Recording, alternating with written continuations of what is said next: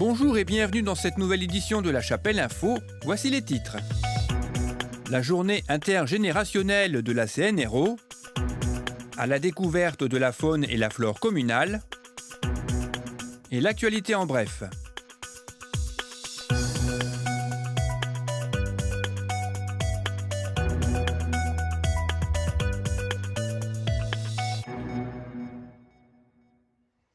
La résidence du Pont-Bertin Pro-BTP RMS, plus connue sous le nom de CNRO, a organisé une journée intergénérationnelle le mercredi 18 juin. Des enfants du personnel, des familles et des bénévoles se sont retrouvés pour partager des moments de convivialité tout au long de cette journée avec comme thème une chasse au trésor autour du monde, comme nous l'explique Catherine Jazicki, l'animatrice de cette journée. Tous les ans, donc, la résidence Pont-Bertin organise une fête intergénérationnelle qui se déroule sur toute la journée. Donc avec les enfants, le personnel, les familles, les bénévoles, tout le monde participe à cette belle journée.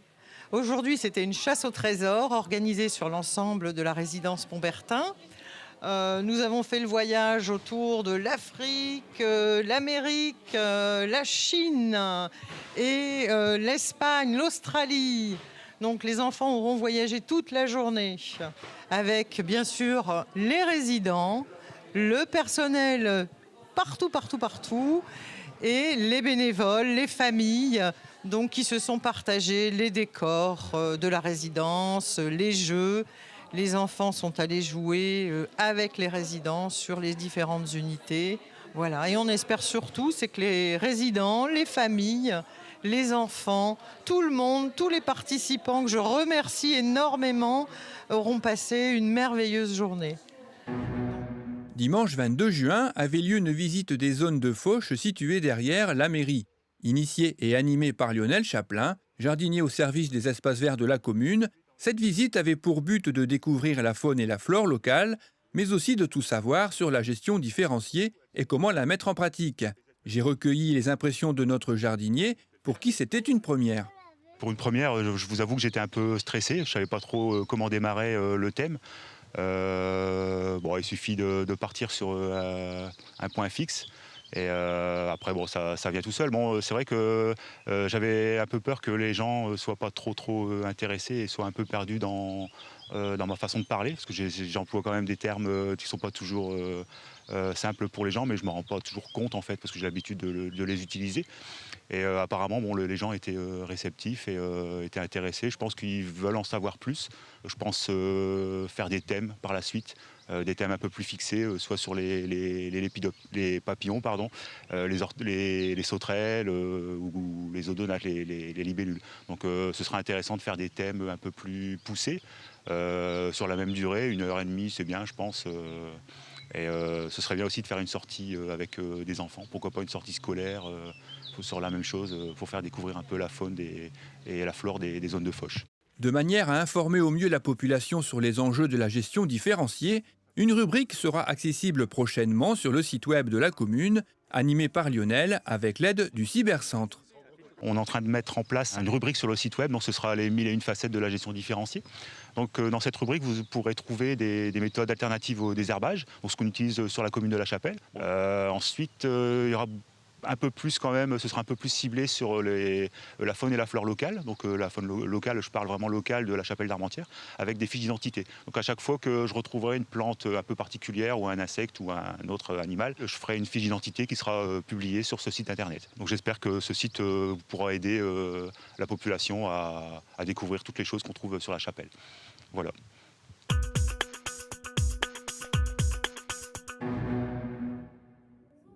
L'école Louis Bartier a organisé sa traditionnelle fête de fin d'année le samedi 14 juin. Le matin, les enfants ont dansé sur le thème du Nord et de ses traditions, de la mine à Sétéril en passant par la traditionnelle moule frite. L'après-midi a fait place à la kermesse. À noter que c'était la dernière fête pour M. Blondel, le directeur de l'école, qui formera les maîtres sur Armentières à la rentrée prochaine. Et aussi pour Mme Hadi, pour qui l'heure de la retraite a sonné. Ils ont été remerciés chaleureusement par les enfants.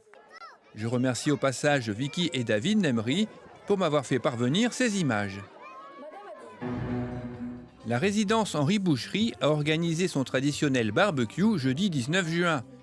Ce repas, qui était animé par le groupe Duo Show, aura permis aux résidents et à leurs familles, ainsi qu'au personnel, de partager un moment en toute convivialité. L'équipe chargée de l'animation remercie tous les bénévoles et les membres du personnel qui s'investissent tout au long de l'année pour permettre la tenue de ce genre de manifestation. Le Football Club Chapellois a tenu son assemblée générale le vendredi 20 juin au Clubhouse. Elle vient clôturer une bonne saison pour le club, riche en manifestations, comme l'a rappelé son président Michel Le Saffre, qui est revenu sur l'organisation du Maxi Plateau du 8 juin dernier qui a rassemblé 60 équipes, ce qui fut un record. Il a remercié tous les bénévoles du club sans qui le club n'existerait pas, le club des supporters, le district Flandre qui a permis à quelques jeunes du club de participer au match France-Jamaïque à Lille, ainsi que la municipalité et ses services techniques.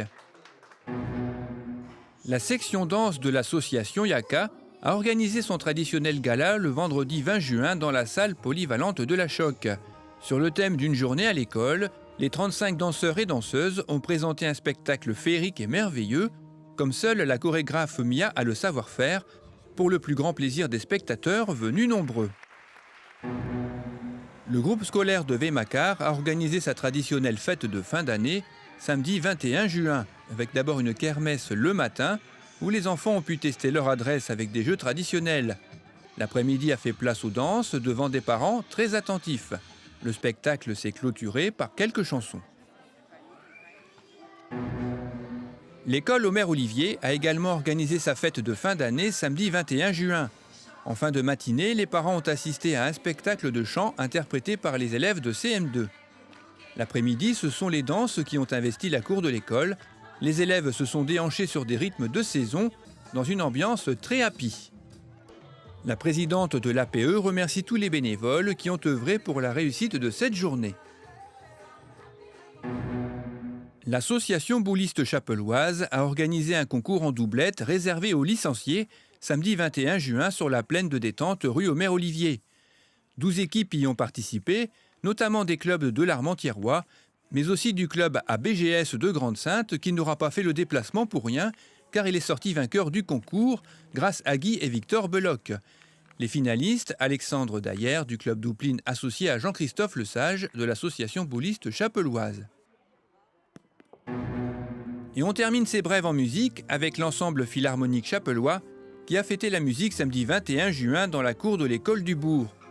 Les musiciens, dirigés par Eligio Mazo, ont interprété des titres de leur répertoire pour tous les goûts et tous les âges, de Walt Disney en passant par le jazz et des morceaux plus modernes, comme I Will Survive, qui n'a pas manqué de rappeler quelques souvenirs en cette période de Coupe du Monde.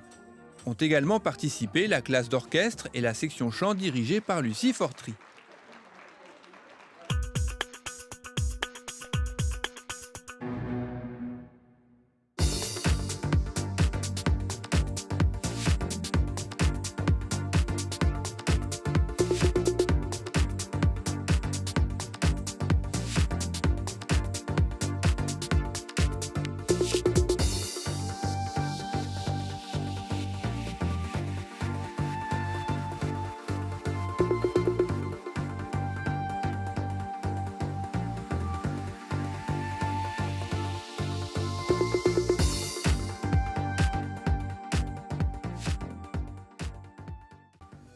Cette édition est terminée.